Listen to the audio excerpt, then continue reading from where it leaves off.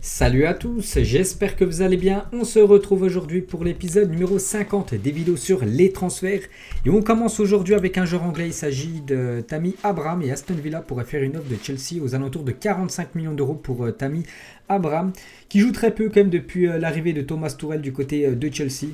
Donc un petit rappel des faits. Donc la saison dernière, début de saison, c'est Frank Lampard l'entraîneur, donc il le faisait tout le temps jouer. Donc c'était lui le meilleur buteur quand même de Chelsea sous l'ère Frank Lampard. Et depuis l'arrivée de Thomas Tuchel, il joue plus du tout, on peut dire Tammy Abraham. Et pour aller voir ailleurs, on peut voir que Aston Villa pourrait faire une belle offre de 45 millions d'euros pour s'offrir ses services. Ensuite les gars, on va parler de Achraf Hakimi et là ça sent la fin du feuilleton. Hakimi, normalement les gars, j'ai bien dit normalement, peut-être aujourd'hui, peut-être demain, ça pourrait être officiel demain, donc c'était une info d'hier. Hakimi ira au Paris Saint-Germain pour 71 millions d'euros bonus inclus, plus dont 3 millions d'euros difficiles, bref. Donc voilà, Hakimi les gars, très très proche de signer du côté du Paris Saint-Germain en ces débuts de semaine. Et l'Inter cible du coup un autre joueur pour le remplacer.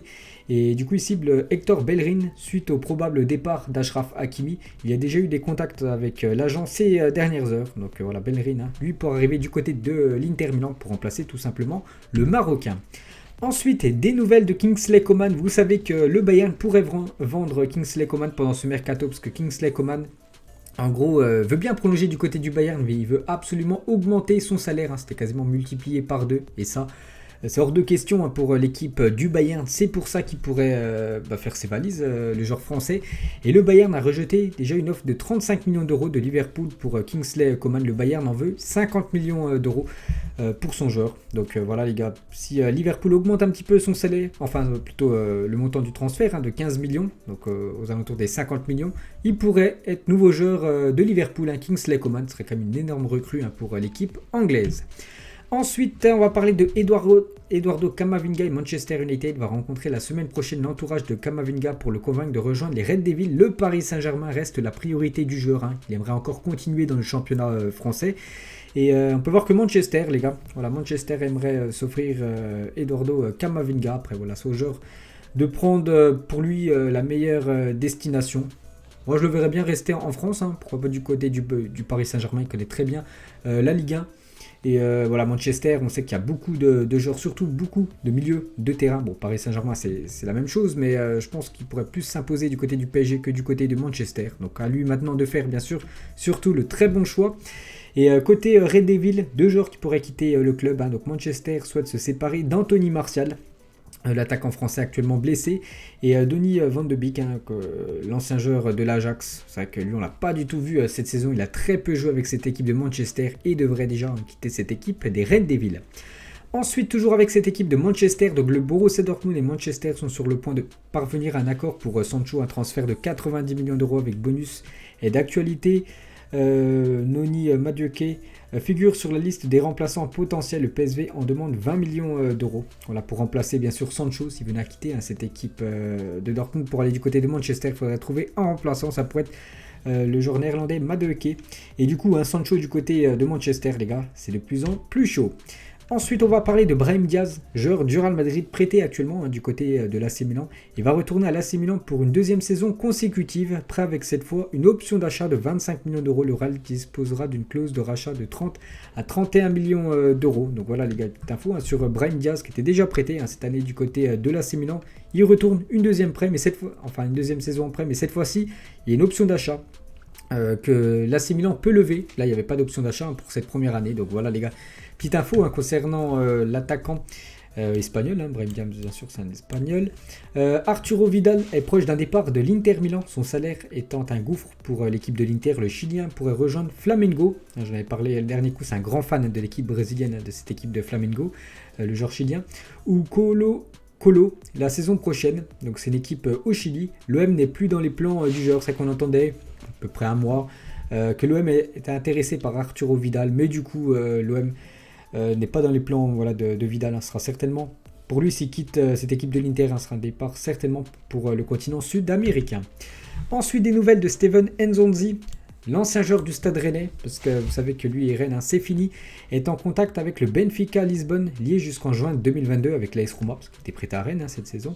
Les parties sont tombées d'accord sur un contrat de 2 ans pour un salaire annuel de 3,2 millions d'euros plus une prime à la signature. Ce n'est plus qu'une question de temps, normalement pour Nzonzi, il va découvrir le championnat portugais du côté du Benfica. Ensuite, la Lazio apprécie Julian Brandt. D'après Sky Italia, le directeur sportif du club romain aurait coché le nom du joueur allemand. Le profil du joueur du Borussia Dortmund plaît beaucoup à Maurizio Sarri, hein, l'entraîneur de cette équipe de la Lazio. Donc on est pour arriver hein, du côté de la Lazio.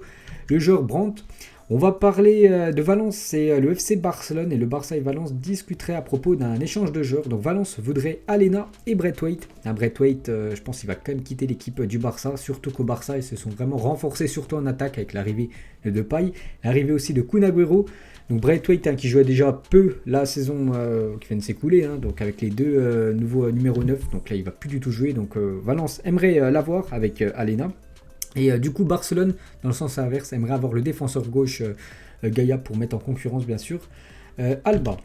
Ensuite, on va parler d'un autre joueur qui évolue.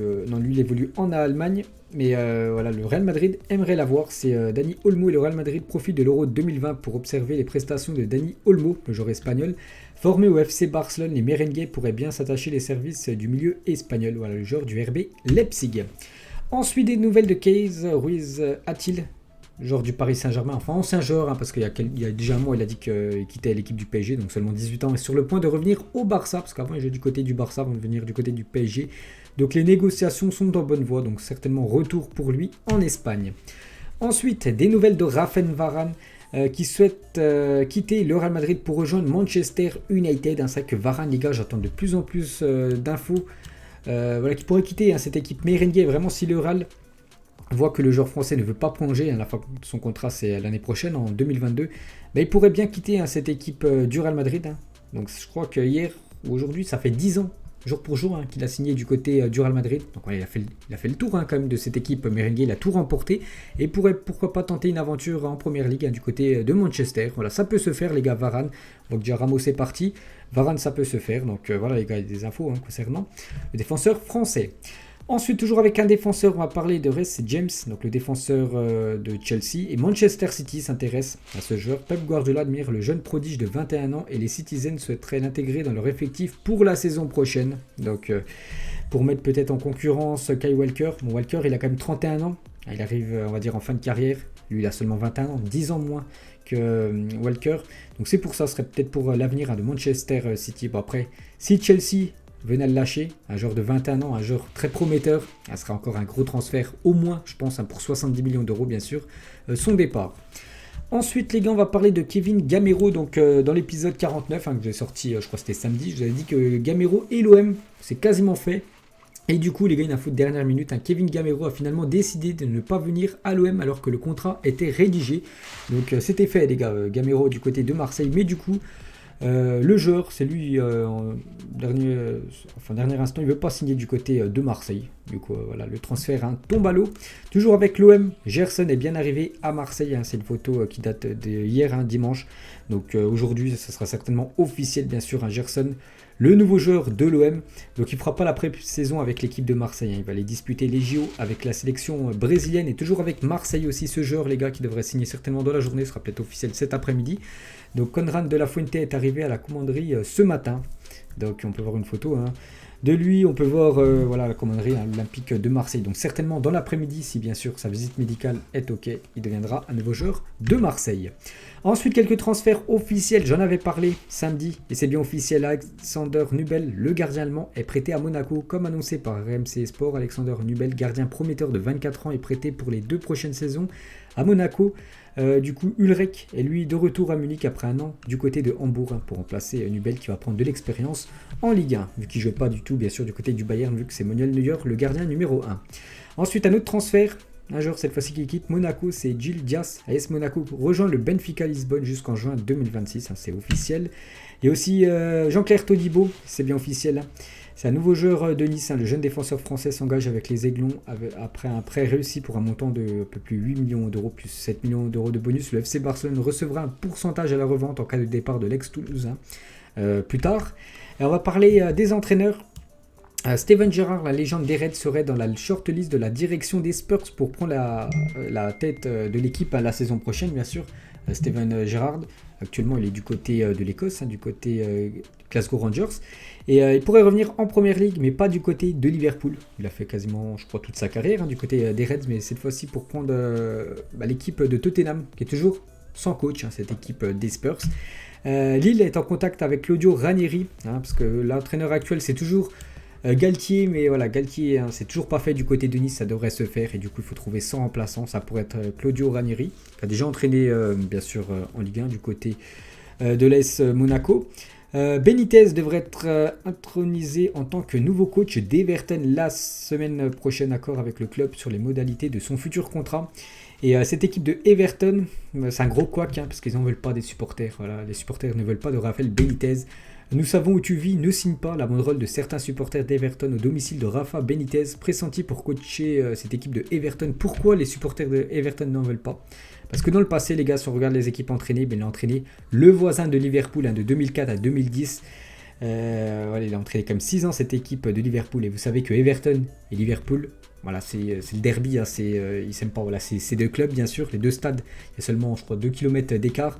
Et voilà, ils veulent pas. Enfin, les supporters de Everton ne veulent pas de l'ancien coach, tout simplement. Des Reds, on a fait le tour, tout simplement, de cet épisode 50. Donc, j'espère que ça vous a plu, les gars. On se retrouve, nous. Ça sera certainement après-demain, les gars, pour le prochain épisode. Bonne journée à vous et à plus tard.